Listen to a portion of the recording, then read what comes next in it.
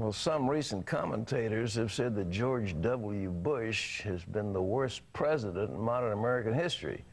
But one best-selling author says the title should go to another president, a president whose current blueprint for peace in the Middle East could be disastrous. In the new book, Jimmy Carter, The Liberal Left and World Chaos, a Carter-Obama plan that will not work, author Mike Evans makes the case that Jimmy Carter's potential influence in the current debate over Middle East policy could have catastrophic results for the United States and the world. Evans calls Carter the godfather of world chaos because he says Carter created the firestorm that destabilized our greatest ally in the Muslim world, the Shah of Iran, in favor of the Ayatollah Khomeini. Evans traces the war in Iraq and the war on terror back to the policies of Jimmy Carter. And he warns if the Obama administration follows in Carter's footsteps, there will not be peace, and Israel will be sacrificed. Well, joining us now from our Washington, D.C. studios, investigative journalist and author Mike Evans. His new book is called Jimmy Carter, The Liberal Left and World Chaos. Mike, I understand this book's in the third printing already. It is, Pat, and it's great to see you, my friend. Thank you. Listen, you're really tough on Carter in this thing. Did Carter really give, was it $50 million to the Muslim Brotherhood? He really did. You know, the Muslim Brotherhood didn't have the money or the arms to create the Taliban and Al-Qaeda. Carter launched it because when he destabilized Iran, the Russians said, we're going to invade Afghanistan if you do this. They did. And so he ran to Cairo with Cyrus Vance to fund the Muslim Brotherhood, which Osama ended up on the payroll. But by the way, worse than that path, he funded Khomeini in Paris, checks of $165 million 4 times to Khomeini while he was there 4 months, so Khomeini could get on a plane full of terrorists and journalists and have a radical Islamic revolution. Wait a minute, Mike. You say that Carter gave, through his administration, $165 million 4 times to Khomeini? Yeah, they did. They did it through operatives. I talked to one of the operatives who was carrying the money. He did. He was funding terror. He should be accused of treason, but he won't. Well, Khomeini came in as a great hero, and Carter acted like he didn't have anything to do with it. But you say his fingers were all over the money. Carter believed that Khomeini was a Gandhi-like figure. That's what Andrew Young told him. Carter planned the overthrow of the Shah by George Ball, his advisor. I met with the French, I met with the Israelis, I met with operatives in the United States. Carter believed he had a worldview that Islamic state would be okay. By the way, there was a president Friday who thought the same thing in his speech. Well, listen, what are these Carter policies going to bring about? Are they now being adopted by the State Department? Yeah, as a matter of fact, they are. They're trying the same tolerance for terror. Izhar Harel told me on September 23rd, 79, during the Carter mess, he founded Mossad. He said, if America continues this tolerance for terror, the terrorist will strike your fertility symbol, Phalanx, New York City, in your tallest building. That was September 23rd, 79, during the Carter-Reagan election campaign. Mike, what do you see coming down the road? Now, Hillary Clinton has said, I'm going to negotiate with the Iranians, with this group that's over there now, these radicals. What do you think of that? Well, Pat, also she's going to negotiate with the moderate Taliban. Judah Pearl is reading my book right now. His son, Daniel, his head was cut off by the moderate Taliban. We're sending signals to radical Islam that our soft underbelly is exposed and we're wetting on our lake and we fear them. When you do that, they'll come here and they'll hit us like they've done Israel. Asymmetrical, suicide bombers. But the fear right now that Woolsey has, James Woolsey, CIA, and most of the Israelis have, is centrifuge material lead-lined. A backpack 625 with centrifuge material could kill 100,000 people in a heavy populated city. Well, Mike, the liberal left, why are they allying themselves, in your opinion, with the radical Islam? That isn't liberal in any way, shape, or form. Pat, in the 60s, when the ideological revolution was birthed in America, they rejected God. They said, God is dead. And Khomeini was living in Iraq, and he said, and they're trying to get us to bury him. Now, those ideologues of the 60s right now are running the State Department, the media, the universities, and they are also running the White House. قرارداد نفت خود را با کنسورسیوم در سال 1979 یعنی 6 سال دیگر به هیچ وجه تمدید نکنید. Well, in order to go there with the plan, the first thing I have to do is set the scene for the plan. When Jimmy Carter came into office, because he saw the Shah of Iran as a conservative Republican ally, he took the position that this man had to go, that this was a proxy of the United States.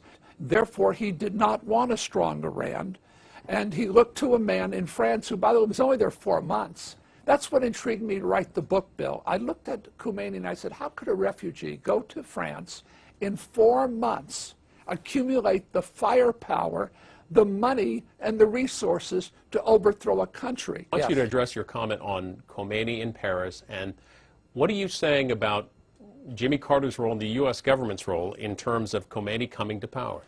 Khomeini shows up in Paris from Najaf, Iraq, and he's a refugee. The president, Giscard d'Estaing, told me he didn't even know who he was when he arrived. I didn't know who he was. I didn't believe it, but he said he didn't know who he was. He comes into the country. The first thing we find out is almost 1,000 individuals a day, 1,000 individuals a day are coming out to a chateau west of Paris.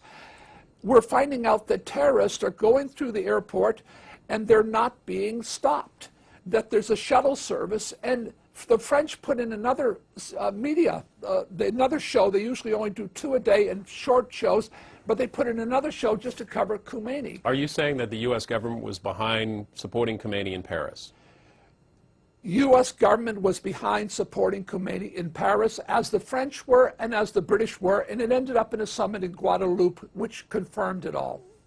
Didn't, though, the revolution in Iran happen first before Khomeini was in Paris, correct? And there was, so what was the role of the U.S. there? There was already sort of a nascent movement there, was there not? Mosques, mullahs, and madrasas. It was a bazaar movement, not bazaar, but the bazaars in Iran. My contacts on the ground, ambassadors I talked to, including Labrani, the Israeli ambassador, said it was run through the mosques. Khomeini was firing the mosques with cassette tapes every week, coming out of Paris, France, and he was coordinating he knew it was, listen, they were sending money into Khomeini. He was getting enormous amounts of money. He had a team of leftists who actually believed that Khomeini was a cleric, and he was going to be good for human rights, whereas he thought the Shah was a Republican-loving monarch that needed to be overthrown. He deposed the Shah of Iran. He conspired through a Guadeloupe summit to overthrow the Shah of Iran. The president of France told me he was a bastard of conscience. He showed up in Guadeloupe with the French and the Germans and told us. And next thing you know, the Ayatollah Khomeini comes over from France, takes over, and nothing's been the same in that region. The Shah told his wife, I fear that horror will come upon the world if he does this, because I fear that the Russians will invade Afghanistan and Saddam Hussein will invade us, and the radical Islamics will become an epidemic, and they did. This secret study portrays the Shah as a brilliant but dangerous megalomaniac who is likely to pursue his own aims in disregard of U.S. interests. So how could I be your man, your agent? How do you mean? Safeguarding your interests. Well, it says that the Shah is an uncertain ally. His dreams of glory apparently... I know. So you would like me to be your stooge? The Shah of Iran has been talking about linking the price of oil to the price of world commodities. If the commodities go up, so would oil. If the commodities go down, so would oil. The Shah outlined these ideas in an interview with our correspondent, David Burrington. The Shah has no apologies for the high cost of his oil. He'd rather leave it in the ground here than sell it any cheaper. But he's deeply concerned about the growing economic crisis in the industrial countries, and he thinks the price of oil must now be stabilized. His plan is to link it to 20 or 30 basic commodities. This way, a barrel of oil would continue to buy as much for Iran as it does today. But while it might reflect inflation, it wouldn't be a basic cause of inflation. Frank Reynolds. Good evening. Now we know the United States has passed the word to the Shah of Iran. It's time for him to leave his country.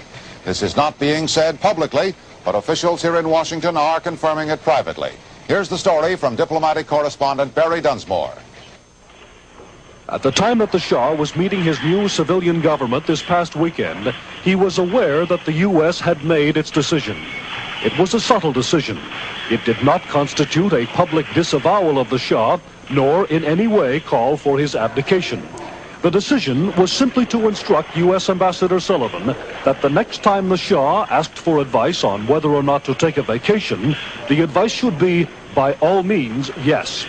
This was done in the full knowledge that if the Shah leaves, he may never get back. The public signal that the U.S. had decided the Shah must go was actually given last Thursday by State Department spokesman Hodding Carter, who indicated for the first time that the basic policy of the U.S. was not the continuation of the Shah's reign. The fundamental concerns of the United States and Iran are for that country's stability, independence, and orderly political and economic evolution. The shift in U.S. policy was dictated by the belief that a civilian government will have no chance unless the Shah leaves.